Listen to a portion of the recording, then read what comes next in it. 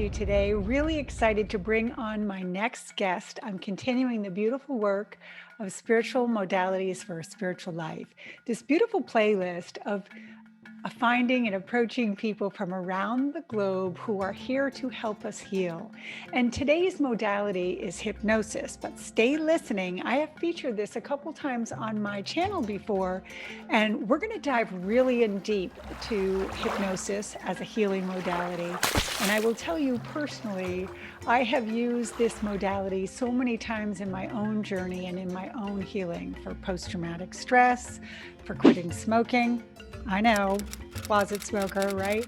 And for dealing with trauma. And recently, this whole thing that we've been going through with my graves, but with panic, COVID, not being able to leave the house, that whole feeling, will I get sick? Stress management, right? So today we're going to dive deeper into that. And here's what's cool. Michael has a beautiful new process that he's going to introduce to us. And it's Covidnosis. Wondering what that is? You know what you got to do. You got to stay listening. That fun, interactive interview on podcast and on YouTube. It's coming up next. Stay watching.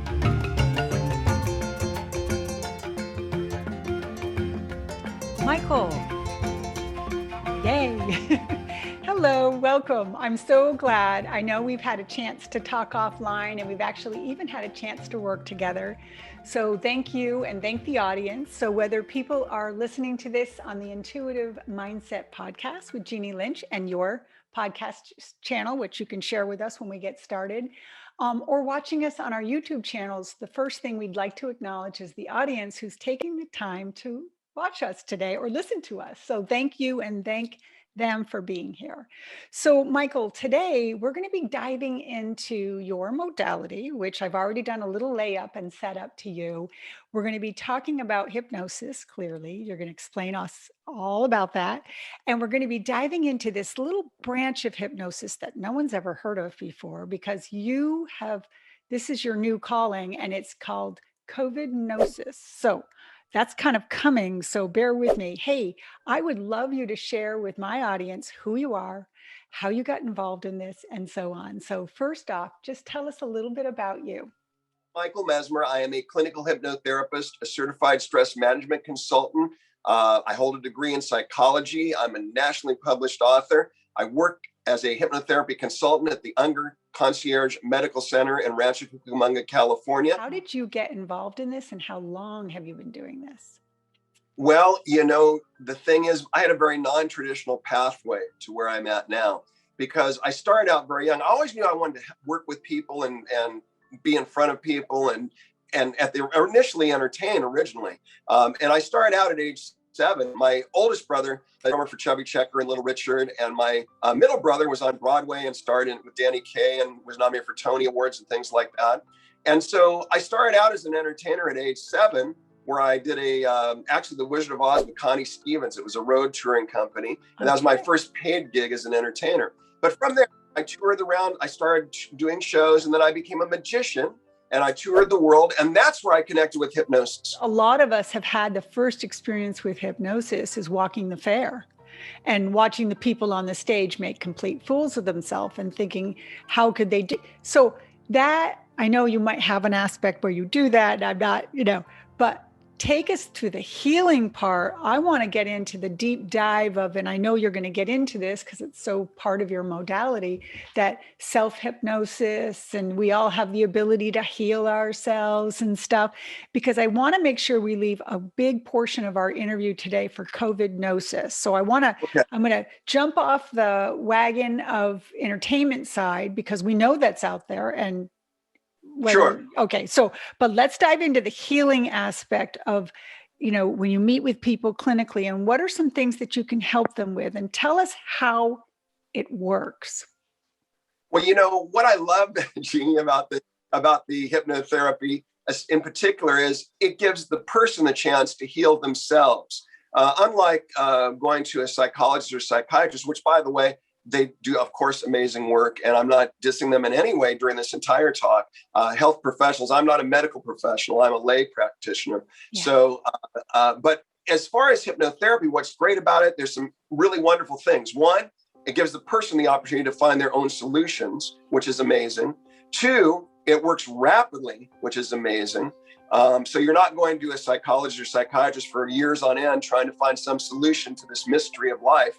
You're finding it yourself, and you continue to do it because you learn the skill of hypnosis and self-hypnosis. So you continue to heal yourself long after I work with you. So the good things, it's rapid. The good thing, you do it. You're in control of it. But in speaking of how hypnosis works, hypnosis is a natural ability to relax. And we have it. We're born with it. It's within us. It's not something that a practitioner makes you do. You already have it. I help you to unlock that ability and then use it to make positive changes in your life. So that's the difference between the modality of hypnotherapy versus, psychology and psychiatry. Can you become good at hypnosis? Like if the more you do it, the better you practice and the easier it is? Or are some people more susceptible to going under or being in a trance? Okay, I want to address something you just said because it's very important, and don't feel bad because everybody says it, and it's based on a lot of movies and bad education on hypnosis. Because there's been a lot of bad movies about hypnosis.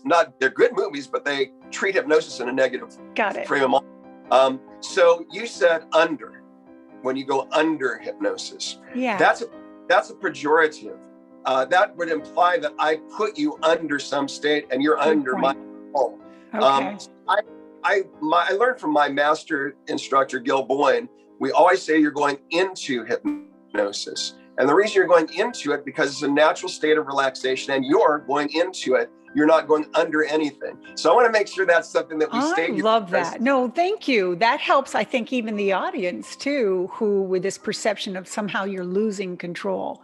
I will tell you too that I think I shared with you, the first time I ever went into hypnosis. I remember thinking, this person was asking me yes, no answers by raising my hand. And I could feel my hand moving, but I really wasn't connected or tied to what I thought to be the thought. And so that subconscious came forward, I guess, more than I was. So is that what going into hypnosis is? Is it working on the subconscious aspect of us, the deeper layers we don't even know exist? Well, the truth about it is, yes, we're working with the subconscious. Yeah. And what happens in our lives is we're born with all the tools we need to be amazing. All right. But what happens is that from ages 1 through 7 or 8, we are uncritically accepting ideas. Now, the basis of hypnosis is to excite the imagination and then have the person uncritically accept ideas, which become reality for them. So what happens essentially in a hypnotic state, age 1 through 7, because you accept every piece of information that goes in your mind. The problem with that is that if it's negative information, it becomes like a broken record and it continues to affect us throughout our lives, right? So after age 7 or 8, we get that block wall there that blocks off. We decide what we want to accept. But unfortunately, that also closes in the other part. So with hypnosis, we're able to step aside the conscious part of the mind, access the subconscious, help to reframe what's in there. Now, you never want to suppress memories. That's a mistake a lot of hypnotists do that are ill-trained. Interesting. Yeah, you don't want to suppress memories because they'll continue to come up in different ways and affect you in other ways. You want to acknowledge the memories, face the memories, and then understand that you're now at this age, those happened then, and now you can look at it in different perspective and it no longer affects you in that negative way. So that's what makes a good hypnotherapy session work. Okay, so stay with me because this is so great and a deeper conversation. In my healing practice, we do this thing where we journey back. So this now we can get into a conversation. So it might be a form of what you're saying, but I'm not registered or licensed to do any of this, right? So what we do though in this healing modality is I go back in time, I take the client and we observe from a very safe place. We're back. And as we watch, we will see, the person will see things, that they've never seen before in that scenario, and we'll fix it or we'll heal it. So is that kind of what you're doing when you're doing the hypnosis? It's very similar. If I were to go from my frame of reference, I would say that from what I understand, you have to get that critical factor out of the way and you have to reach that conscious to have total, deep, meaningful change. Now, all roads lead to Rome, as they say. So I think your work is fabulous. And it is natural to do hypnosis anyway. So more than likely, the clients you're working with are in some kind of a trance or hypnotic state in any case, because they've chosen to make a change. They're there to have that change, and they're allowing you to help influence them in the sense of guiding them to that change. So I would say, in a way, you're doing hypnosis sessions without knowing it. Probably. Got it. Too funny. So let's dive into this then. What I can think of a couple in my own experience I want to share, because it's going to open up the door to our next branch, I guess. I remembered somebody, I smoked for years, closet smoker. And I remembered with my friend, and he says, oh, I quit. I went to hypnosis. And I was like, what? Like, how can that be? And he turned to me and he says, Jeannie, don't bother going until you're ready. Because until you're ready, until you believe it can actually happen, you'll just be wasting your money. And I didn't know what that meant until years later. I went for hypnosis to stop smoking. And I had tried to get that monkey off my back so many times. And when we did work, such deep work, we found out why I smoked. I wasn't addicted to smoking. I was addicted to the sneakiness. We uncovered the childhood stuff that, forced me or let me or opened the door to my having control and all those sneaky things, those subconscious things. And I remember thinking, there's no way, right? I've never, ever taken another puff. So it's for smoking. It's so many things. So take me to the things that hypnosis is good for. And I know there's a litany of things we're going to dive into today's problem, right? With hypnosis, Covidnosis. Take me to some things that typically people come to you for to help heal. Well, here's the thing. You were saying there's a lot of things that can work with. That's true, because rather than saying a laundry list of what can be achieved with it, the core of the whole issue with hypnotherapy and with our lives, there are 5 distinct fears that we have. Okay. And most of our activity, whether it's smoking, whether it's weight issues, whether it's biting our nails, whatever those issues are, they all go back to those core issues. And those fears include being unloved and rejection, sickness and aging, poverty, death, and criticism. So the main one being feeling unloved. So if you go to the core of those things, if you find what the core of those things are, then all the others fall into line. Love it. Got it. Oh, that just means so much to me. And then answer this question for me too. I remembered asking somebody once who does your work, God, what about addiction? Why don't more people, if it's so easy to use this to break addiction, why don't more people go through this therapy? Why isn't it offered more? How would you answer that?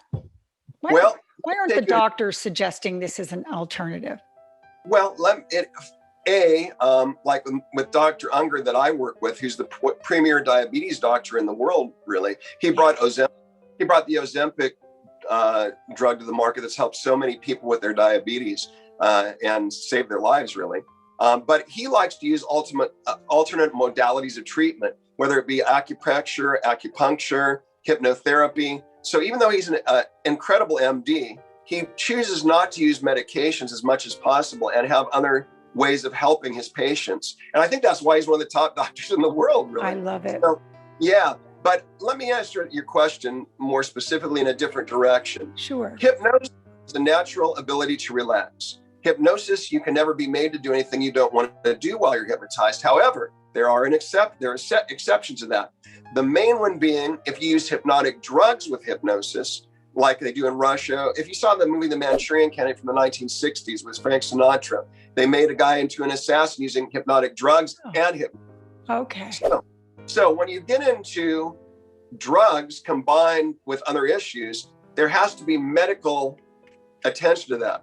Now, does hypnotherapy help? Yes. You still need to do a 12-step medical interceding there with some, other counter drugs or whatever. But the hypnosis should be a part of that healing or any kind of help in your way that you do or I do, because we're dealing with those fears, the fear of rejection, the fear of, and especially that are being addicted for a long time, those become elevated. So yes, hypnotherapy can become a great addition, a great modality to be an addition to treatment, but you still need the other prongs of it when you're dealing with substance abuse. Got it. So how does someone start this process of diving in deeper for themselves? So what would you recommend is a good place to start? I'm sure this is where we could get into a little bit of how does somebody work with you, Michael, and connect and learn more. I'd like to try this as a healing modality. What's the first step? Well, the first step is whatever you study, understand that everything that goes in our minds, it influences us. So it's very important if you're going to do research into hypnosis or hypnotherapy, make sure that you're reading the right things, studying the right things. There's millions of things on YouTube. There's millions of resources now. Unfortunately, a lot of those millions of resources are people that are ill-trained giving those resources. So many hypnotherapists, they have 2-day seminars, they learn and they become certified. You don't want to deal with people like that. You want people that are well trained. Can you give us a few names, Michael? So, obviously we're going to put all your links in the descriptions below so people can reach out to you and follow you and learn more. You have a Facebook group and, you're on YouTube and all that.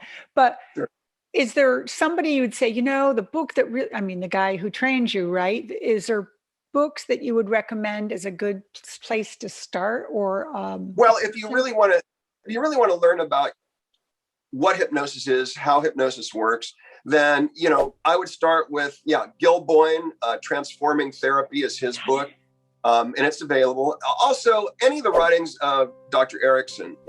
He was the medical professional who really broke so many barriers with hypnosis. But, if you want to work with people, and besides myself, I work, as you know, over Zoom, which I think is amazing. My mentor used to do phone hypnosis over the phone in the old days.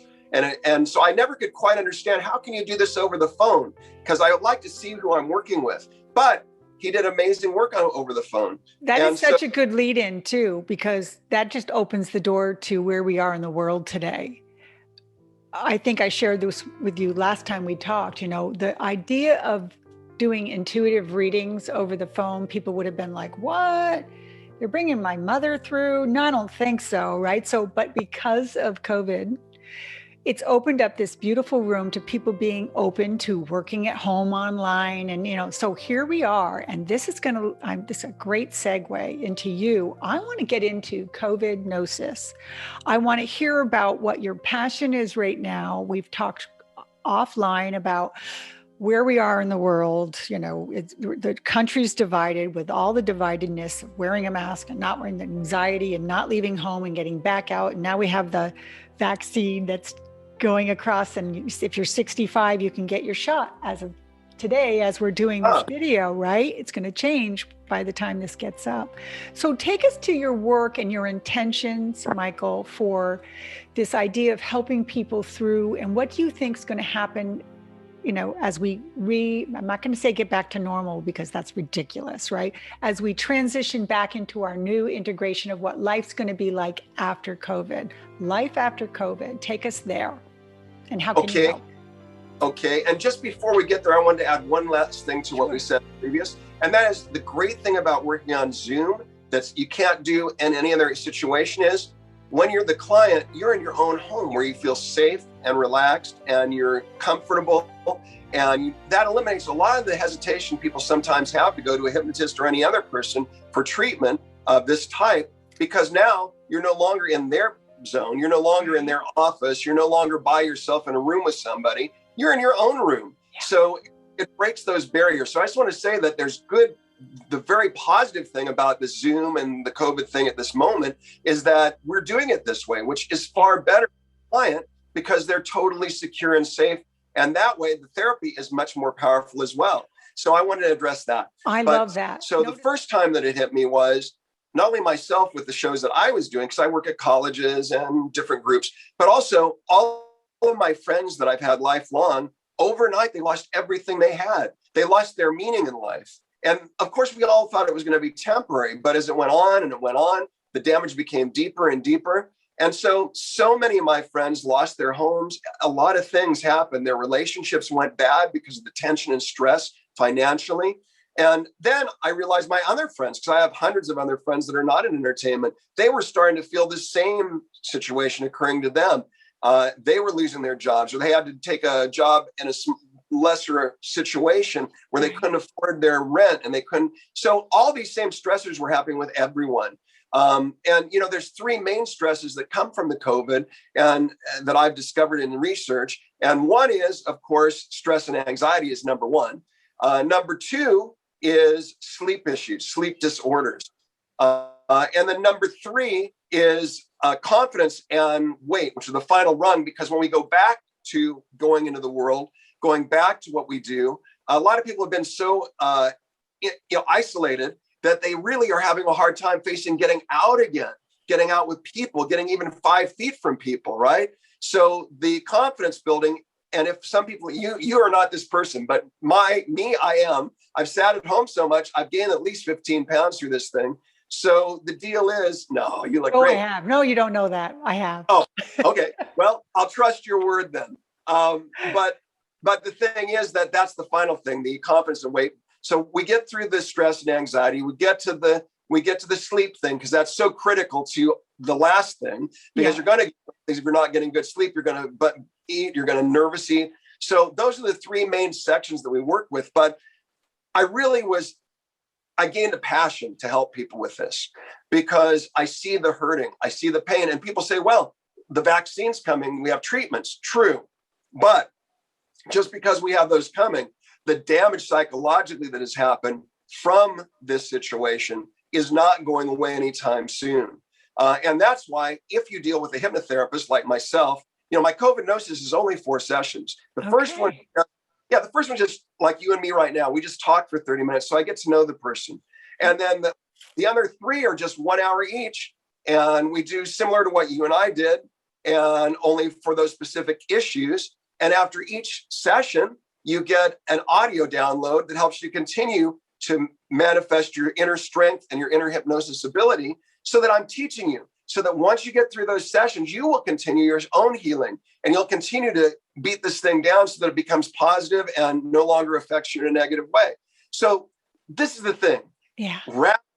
Rapid healing, so you can get back to work, back to life, and be successful. I love it. I love it. Now, so that is it's a little package deal there that you have, right? So, and you said you've uncovered these 3 different things that you're working on. Have you found where it became those 3 things because most people are dealing with those 3 issues? Or have you found that certain people have different issues and you kind of steer it in a different way? Or is it just, right? Yeah. Right. So if we get into a session, of course, again, here's the basis of hypnosis and hypnotherapy sessions. We don't have a previous map, a roadmap. And I don't think I mentioned that yet, but we don't have a previous roadmap like a psychologist or psychiatrist might have. Yeah. We follow the person. So as they're hypnotized and they start experiencing what they experience, we follow that lead, and we help them to find the road to healing. So yes, you're right. Let me say that with you. I want to say that because you might not have said it today, but you absolutely said that to me so clearly when we worked together. So I'm going to paraphrase what you said to me. Jeannie, show up without an expectation. Just be open and ready to have whatever happens happen. And I tried. I mean, you kind of have a sense of what you want to work on when you're working, right? But sure. I was blown away by what showed up and what I worked with, and the part that I want to tout you on. So I'm going to be your success story, by the way. We're going to skip this question when I get to it. But all right.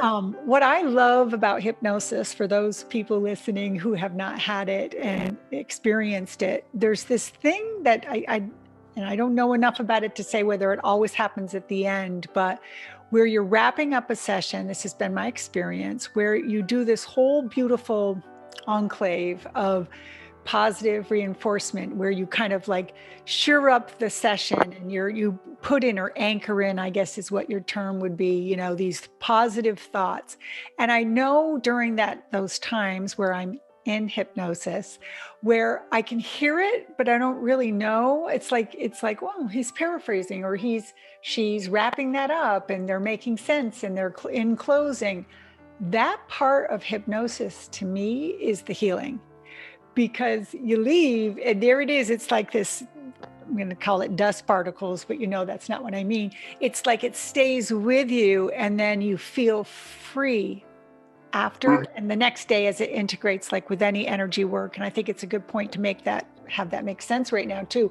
Any energy work, even us talking and you listening to this on YouTube or podcast right now, is receiving energy and receiving information, and it's changing the way you perceive things. So you need to let it integrate, right? So how did I do?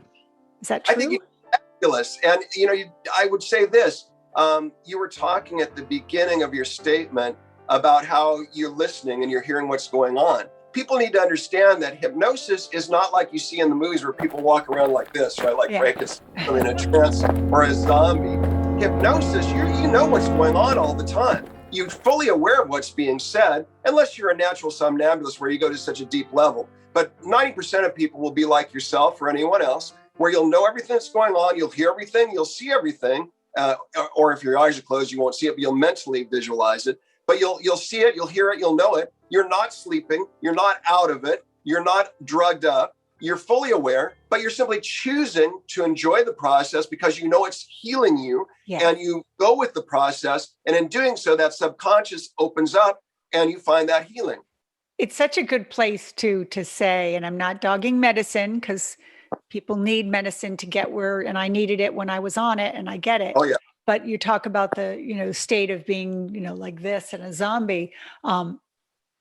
Medication can do that. Hypnosis does not. So good point. So, hey, Michael, I just think that that's a great intro to hypnosis. We've covered so much in today's interview. So this is a great chance to kind of wrap things up and say, when you knew I was going to interview you today and you were hoping that one thing got said, and I was excited to introduce you to my audience and so on, what were you hoping to have happen, and did it? And is there something I've missed that now would be your great chance to say so? I think you've covered a lot, and wonderful, because my goal is to educate the public on the benefits of hypnotherapy and also the safety of hypnotherapy, that you're not losing control, you're gaining control. In fact, you're gaining more control of your mind than you ever did before. I think my favorite thing ever was a friend of mine made a t-shirt, hypnotherapy, because you have the right to change your own mind. And I think that's what it comes down to. Yeah, I love that. That is so perfect. And so was our work together. So thank you. Thank you for your time today. You can't leave because we have to slide into my favorite part of these interviews where I get to really know you and the music kicks up and all the sound effects are going on right now. We're moving into a rapid fire. Are you ready? I'm ready. Okay, let's do this. What is your favorite movie? The Godfather. Oh, woohoo. If you were going to change the world today, the world needs what in order to be changed?